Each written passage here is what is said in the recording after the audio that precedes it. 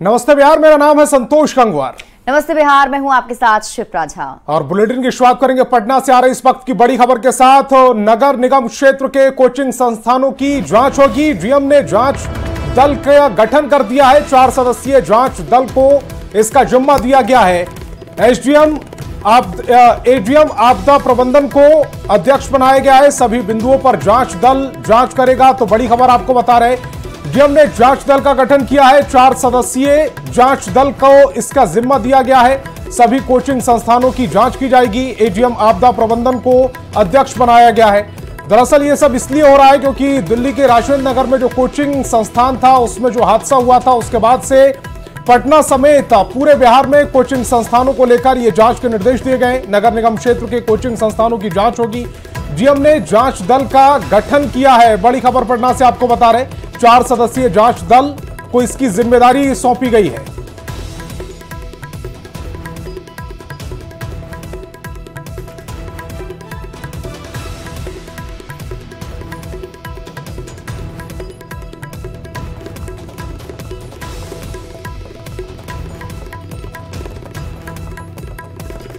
तो दिल्ली के कोचिंग संस्थान में 3 छात्रों की मौत के बाद पटना प्रशासन भी अब एक्शन मोड में नजर आ रहा है। बिहार की राजधानी में कोचिंग संस्थानों को लेकर बनी जांच कमेटी आज से ही कोचिंग सेंटर्स की जांच शुरू कर चुकी है। हालांकि न्यूज़ 18 के कैमरे पर कुछ कोचिंग सेंटर में लापरवाही का आलम भी देखने को मिला।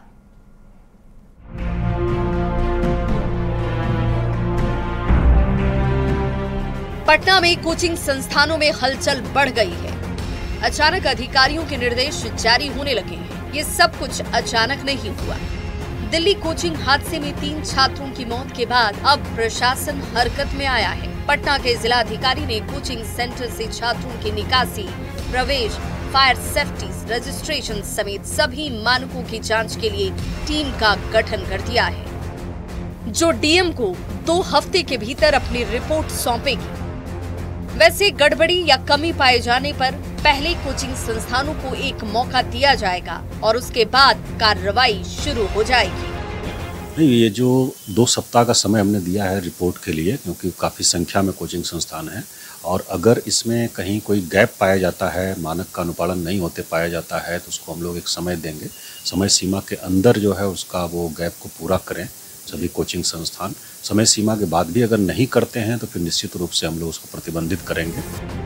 कोचिंग संस्थानों की जांच के आदेश दे दिए गए हैं। सभी अनुमंडल में जांच टीम का गठन कर दिया गया है। सुरक्षा मानकों की ये टीम जांच करती नजर आएगी, जिसमें बिल्डिंग बायलॉज, फायर सेफ्टी की जांच होगी। एंट्री और एग्जिट व्यवस्था की भी जांच इसमें शामिल है। इमरजेंसी हालात से निपटने की व्यवस्था की भी जांच होगी। पटना में कोचिंग संस्थानों पर लगातार सवाल उठ रहे थे। कोचिंग सेंटर में न्यूज़ 18 की तरफ से रियलिटी चेक भी किया गया। कोचिंग संस्थानों में सुरक्षा के उपाय नगण्य नजर आए। कोचिंग संस्थानों में लापरवाही बढ़ती जा रही है, जिसे लेकर पटना के छात्र संगठनों ने विरोध प्रदर्शन किया। भिकना पहाड़ी में प्रदर्शन करते हुए छात्रों ने उनकी सुरक्षा मुहैया कराने के साथ ही दिल्ली हादसे के लिए दोषियों को कड़ी सजा दिए जाने की मांग की। के खिलाफ हम लोग ये प्रदर्शन कर रहे हैं कि दिल्ली सरकार इसमें जवाबदेही ले, इसमें राज्यपाल जवाबदेही ले। ये घटना अपने आप में सिर्फ कोचिंग संस्थान की लापरवाही नहीं है, ये प्रशासन की लापरवाही है, ये सरकार की लापरवाही है। दिल्ली के ज्यादातर कोचिंग सेंटर बेसमेंट में ही चलाए जा रहे हैं। हालांकि पटना के लिए ये अच्छी बात है, यहाँ जगह की कमी नहीं है। बेसमेंट वाली समस्या नहीं है, पर सुरक्षा मानकों को लेकर काफी काम किए जाने की जरूरत तो है, वरना छात्रों की सुरक्षा से जरा सी भी लापरवाही भारी पड़ सकती है। न्यूज़ 18 के लिए पटना से रजनीश कुमार की रिपोर्ट।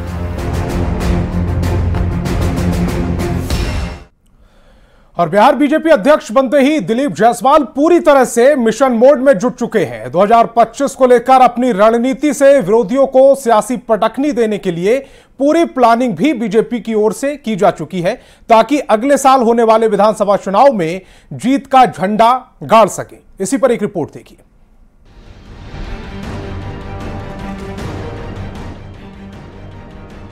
बिहार में अगले साल विधानसभा चुनाव है और उससे पहले बीजेपी ने दिलीप जायसवाल को पार्टी का प्रदेश अध्यक्ष बनाकर उनके कंधे पर बड़ी जिम्मेदारी दी है। वहीं दिलीप जायसवाल भी प्रदेश अध्यक्ष बनते ही मिशन मोड में जुट गए हैं। वो लगातार संगठन के पदाधिकारियों के साथ बैठक कर प्रदेश में चल रहे पार्टी के कार्यक्रमों की समीक्षा कर रहे हैं और जल्द ही सूबे की सभी सीटों का दौरा भी करने का ऐलान कर चुके हैं। तो एक बार सभी कार्यकर्ताओं से जाकर विधानसभा वाइज ही मिलना, ये प्रदेश अध्यक्ष का कर्तव्य है कि हमारे पास कार्यकर्ताओं की बहुत बड़ी फौज है और नीतीश कुमार जी का नेतृत्व भी है, नरेंद्र मोदी जी का नेतृत्व भी है। इसका फायदा मुझे बहुत ज्यादा मिलेगा। बस इसको सकारात्मक ऊर्जा का सिर्फ संगठन करके उपयोग कर लेना है। दिलीप जायसवाल सियासी अखाड़े के पुराने खिलाड़ी हैं। उन्हें पता है कि कब कौन सी चाल से विरोधियों को पटखनी दी जा सकती है। यही वजह है कि राहुल गांधी ने जब संसद में बजट पर बयान दिया तो दिलीप जायसवाल ने तंज कसते हुए उनके आईक्यू पर ही सवाल उठा दिया और कहा कि राहुल गांधी को हिंदुस्तान को समझने में अभी काफी समय लगेगा। सोचने का तो राहुल गांधी को अभी बहुत सारा चीज सीखना पड़ेगा, हिंदुस्तान का जानना पड़ेगा। तो हिंदुस्तान के बारे में राहुल गांधी को बहुत कम आइडिया। बिहार बीजेपी का अध्यक्ष बनने के बाद दिलीप जायसवाल अभी से मिशन 2025 में जुट गए हैं। वो लगातार पार्टी से जुड़े हर वो फैसले ले रहे हैं जिससे प्रदेश में सियासी समीकरण का ऐसा चक्रव्यूह रचा जाए जिसमें विरोधियों को फंसाकर सियासी मात दी जा सके। प्रदेश में चल रहे पार्टी के कार्यक्रमों की जानकारी लेना, बिहार की सभी 243 सीटों के दौरे का ऐलान, पार्टी नेताओं को जनता से संवाद करने का निर्देश, सहयोग कार्यक्रम के जरिए जनता की समस्याओं को सुनना, जमीन पर उतरकर संगठन को मजबूत करना, विरोधियों पर आक्रामक होकर हमला करना, पार्टी की बात को सही तरीके से रखना। दिलीप जायसवाल का सबसे ज्यादा फोकस सीमांचल इलाके पर है जहां से वो खुद आते हैं। इस इलाके पर ज्यादा फोकस करने की बड़ी वजह यह भी है कि यहाँ विपक्षी दल काफी मजबूत है। यही वजह है कि प्रदेश अध्यक्ष बनते ही एक के बाद एक ताबड़तोड़ फैसले ले रहे हैं।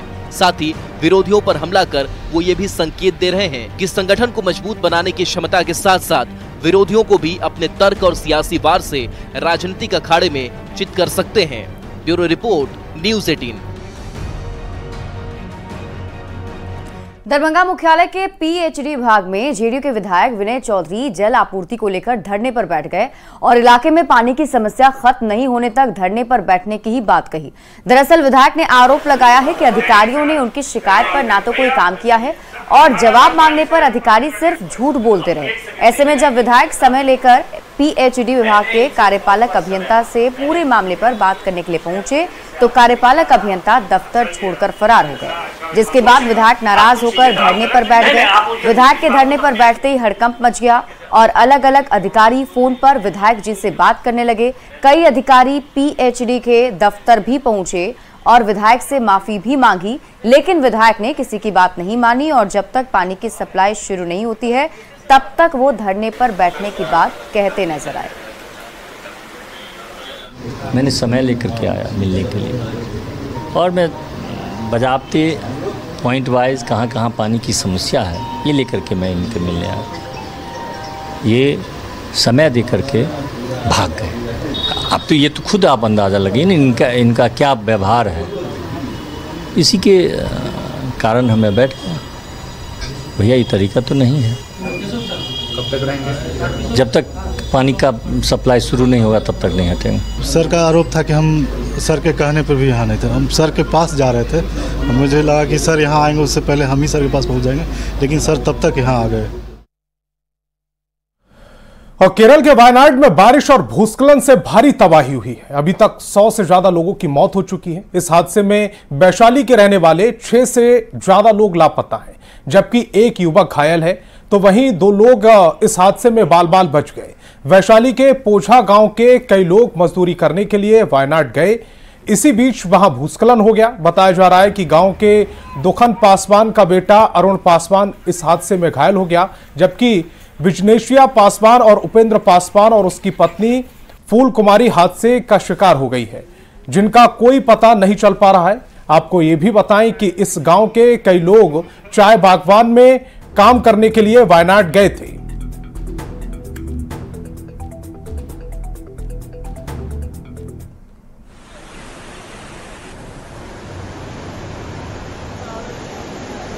तो 1.5 महीना गेले होला।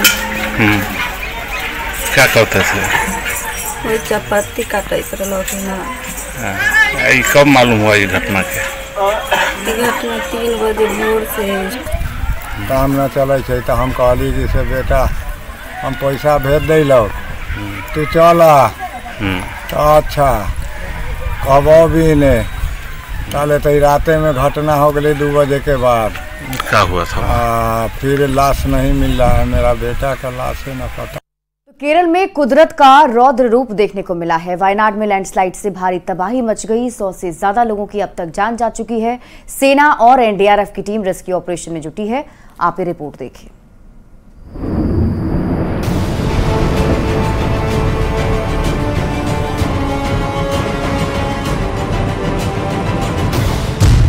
कुदरत के कोप से कांप उठा केरल। पहाड़ से आई तबाही वाली लहर, लैंडस्लाइड से थर्राया वायनाड शहर। ये प्रकृति के प्रहार की वो तस्वीरें हैं जिन तस्वीरों ने देखते ही देखते वायनाड के मेपाड़ी का नक्शा तबाह कर दिया। अभी लोग ठीक से सोकर उठे भी नहीं थे कि भारी बारिश के बाद पहाड़ से उतरी हाहाकारी लहरों ने बर्बादी का सायरन बजाना शुरू कर दिया।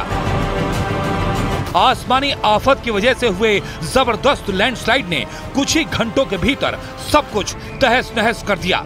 पहाड़ से उतरी हाहाकारी लहरों के सामने जो पड़ा, ये लहरें उसे बहाकर अपने साथ ले गई।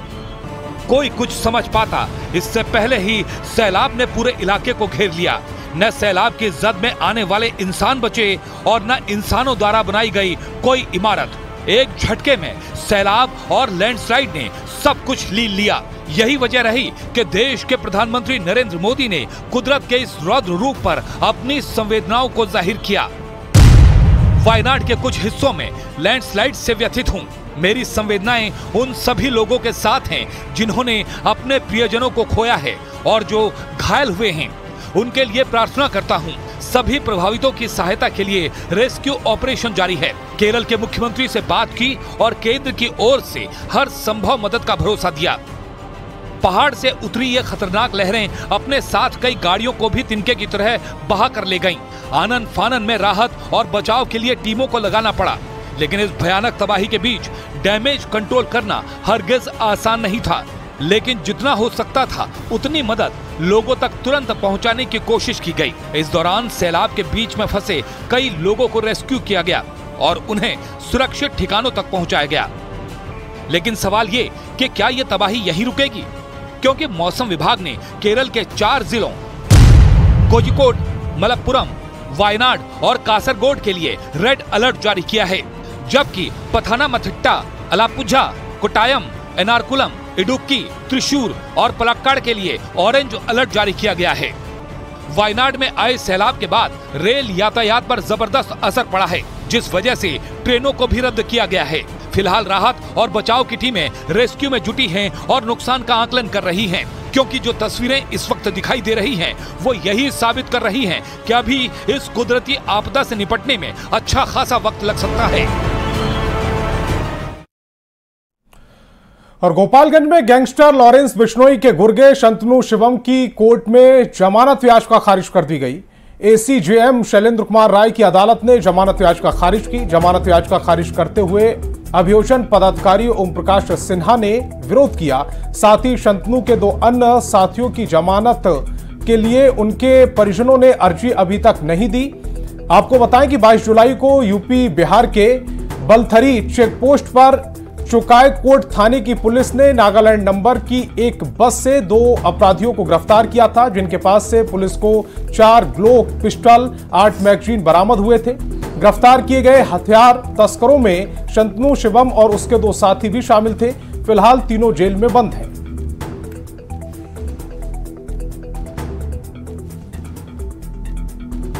और बिहार की कानून व्यवस्था को लेकर सवाल खड़े हो रहे हैं। मुजफ्फरपुर में 2 वारदातों से सनसनी मच गई। पहला केस एक युवक की मौत से जुड़ा है, जिसकी पेड़ से लटकती हुई लाश बरामद की गई, जबकि दूसरा केस किडनैपिंग से जुड़ा है। दोनों ही केस में पुलिस के हाथ अब तक खाली हैं। सवाल यही कि बढ़ते अपराध पर लगाम कैसे लगेगा।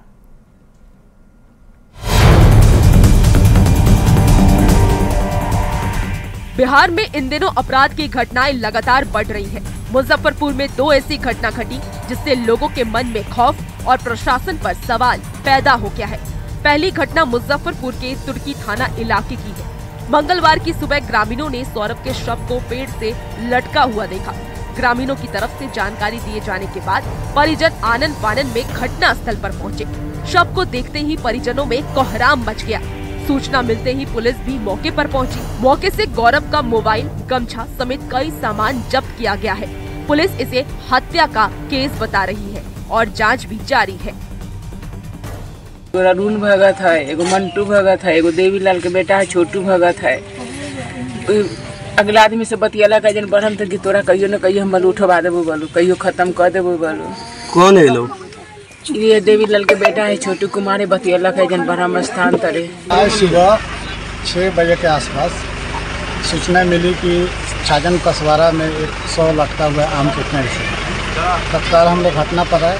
100 की पहचान हो गया था। नाम उसका जो है गौरव कुमार है, पिता का नाम गणेशी भगत है, घर छाजन कसवारा है। इसकी हत्या कर जो है पेड़ में लटका हुआ है। प्रथम दृष्टया क्या प्रतीत हो रहा है? प्रथम दृष्टया तो जाँच का विषय हम लोग जाँच कर रहे हैं।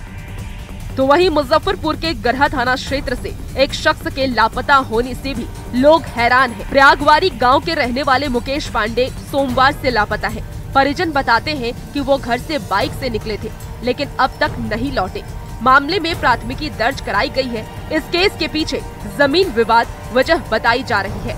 फिलहाल एक संदिग्ध को हिरासत में लेकर पूछताछ की जा रही है। हाल के दिनों में अपराध की बढ़ती वारदातों को लेकर कई सवाल खड़े हो रहे हैं। न्यूज़ 18 ये सवाल पूछता है, क्या अपराधियों में पुलिस का खौफ खत्म हो गया? क्यों लॉ एंड ऑर्डर को लेकर सवाल खड़े हो रहे हैं? क्या कोई सिंडिकेट क्राइम के पीछे काम कर रहा है? अगर हाँ, तो पुलिस उसे पकड़ने में नाकाम क्यों है? न्यूज़ 18 के लिए मुजफ्फरपुर से प्रियांक सौरभ की रिपोर्ट। खबर सीवान से है। शहर के बीचों बीच नगर थाना क्षेत्र के कसेरा टोली मोड़ के पास गोलीबारी हुई है। ज्वेलरी दुकान में गोलीबारी की गई है। बेखौफ बदमाशों ने दुकान में घुसकर फायरिंग की। हालांकि गनीमत रही कि दुकानदार को गोली नहीं लगी है। दिन दहाड़े बीच बाजार में गोलीबारी से सनसनी फैल गई। पुलिस मामले की जांच में जुट गई है। हम 2 तस्वीरें इस समय आपको दिखा रहे हैं। गोली का खोखा आपको नजर आ रहा होगा। बताया जा रहा है कि अमन ज्वेलर्स के संचालक दिलीप सोनी अपनी दुकान में बैठे थे, तभी बाइक पर 2 बदमाश पहुंचे और उन्होंने ताबड़तोड़ फायरिंग शुरू कर दी। फायरिंग के बाद दोनों बदमाश मौके से फरार हो गए। नगर थाना की पुलिस इस पूरे मामले में छानबीन कर रही है। सीसीटीवी फुटेज को खंगाला जा रहा है। दुकान से 2 खोखा बरामद किया गया है।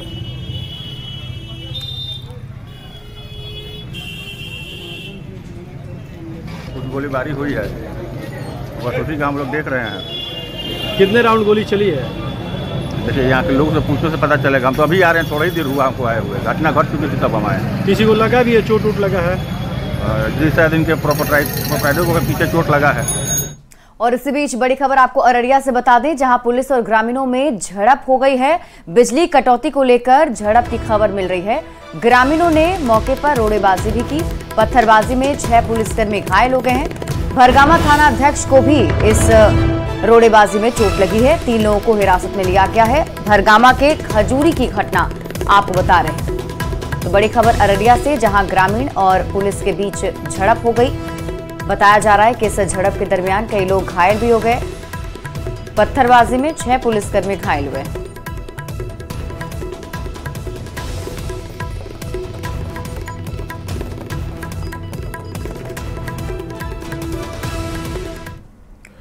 और मुजफ्फरपुर के गरहा थाना क्षेत्र में सोमवार को अचानक एक जमीन कारोबारी मुकेश पांडे गायब हो गया, जिसके बाद परिजनों ने जमीन विवाद में अपहरण की आशंका जताई है और पूर्व जिला परिषद प्रत्याशी मुन्ना खान और उसके बेटे पर अपहरण का आरोप लगाया और उसके खिलाफ थाने में आवेदन दर्ज कराया।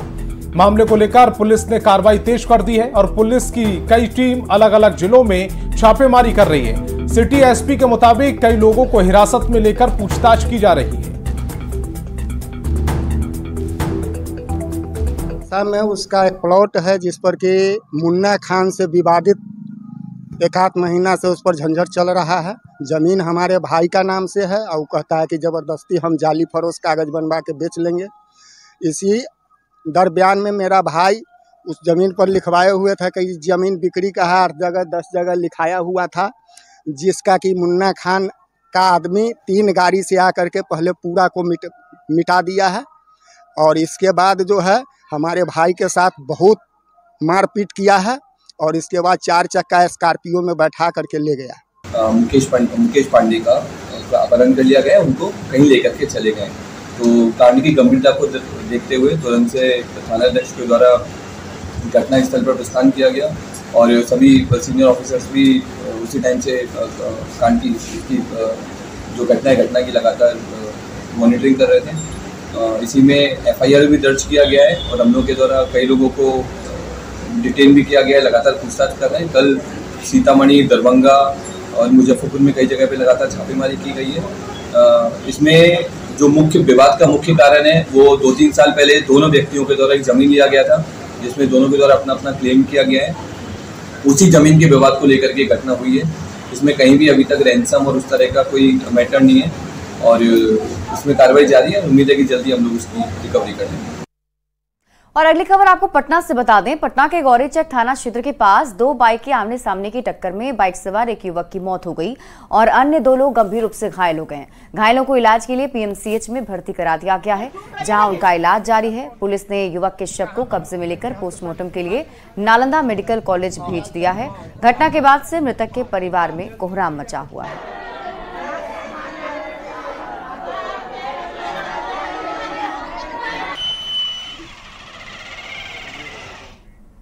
और यहाँ रुक रहे एक छोटे से ब्रेक के लिए, जल्द लौटते हैं वापस।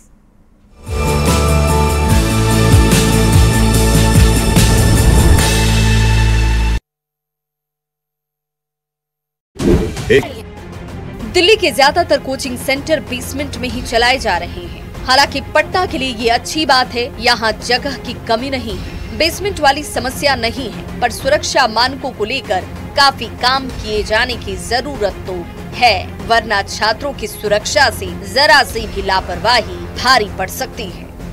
न्यूज़ 18 के लिए पटना से रजनीश कुमार की रिपोर्ट।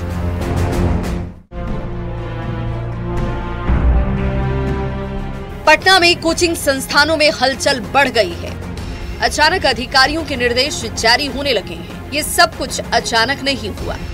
दिल्ली कोचिंग हादसे में 3 छात्रों की मौत के बाद अब प्रशासन हरकत में आया है। पटना के जिलाधिकारी ने कोचिंग सेंटर से छात्रों की निकासी, प्रवेश, फायर सेफ्टी, रजिस्ट्रेशन समेत सभी मानकों की जांच के लिए टीम का गठन कर दिया है, जो डीएम को 2 हफ्ते के भीतर अपनी रिपोर्ट सौंपेगी। वैसे गड़बड़ी या कमी पाए जाने पर पहले कोचिंग संस्थानों को एक मौका दिया जाएगा और उसके बाद कार्रवाई शुरू हो जाएगी। नहीं, ये जो 2 सप्ताह का समय हमने दिया है रिपोर्ट के लिए, क्योंकि काफ़ी संख्या में कोचिंग संस्थान हैं और अगर इसमें कहीं कोई गैप पाया जाता है, मानक का अनुपालन नहीं होते पाया जाता है, तो उसको हम लोग एक समय देंगे। समय सीमा के अंदर जो है उसका वो गैप को पूरा करें सभी कोचिंग संस्थान। समय सीमा के बाद भी अगर नहीं करते हैं तो फिर निश्चित रूप से हम लोग उसको प्रतिबंधित करेंगे। कोचिंग संस्थानों की जांच के आदेश दे दिए गए हैं। सभी अनुमंडल में जांच टीम का गठन कर दिया गया है।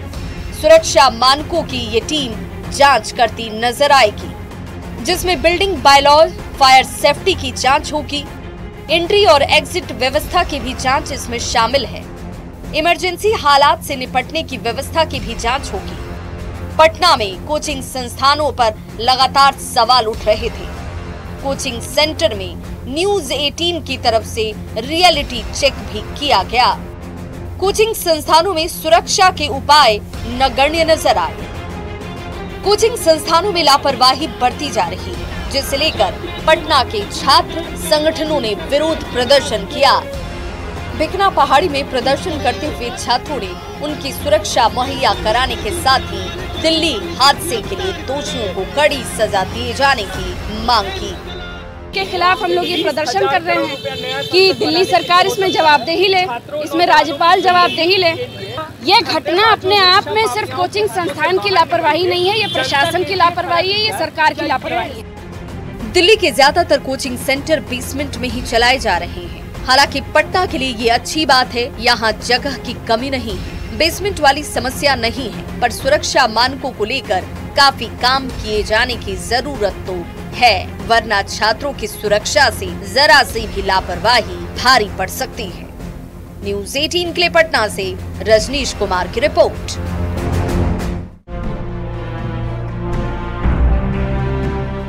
पटना में कोचिंग संस्थानों में हलचल बढ़ गई है। अचानक अधिकारियों के निर्देश जारी होने लगे हैं। ये सब कुछ अचानक नहीं हुआ। दिल्ली कोचिंग हादसे में 3 छात्रों की मौत के बाद अब प्रशासन हरकत में आया है। पटना के जिलाधिकारी ने कोचिंग सेंटर से छात्रों की निकासी, प्रवेश, फायर सेफ्टी, रजिस्ट्रेशन समेत सभी मानकों की जांच के लिए टीम का गठन कर दिया है, जो डीएम को 2 हफ्ते के भीतर अपनी रिपोर्ट सौंपेगी। वैसे गड़बड़ी